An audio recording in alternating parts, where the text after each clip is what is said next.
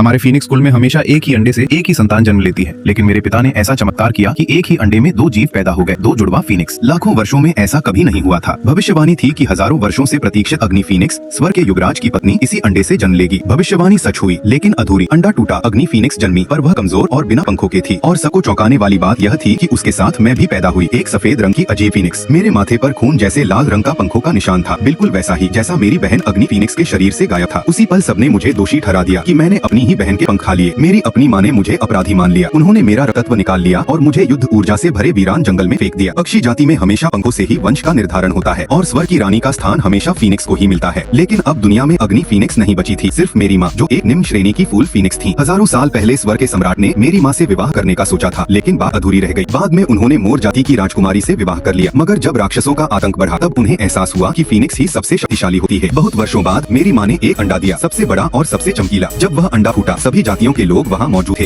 Phoenix, dragon, देवता और दानव सभी उस दुर्लभ जंग को देखने आए थे। मैंने अपने नन्हे पंजों से अंडा तोड़ा और सोचा कि सब मेरी पूजा करेंगे।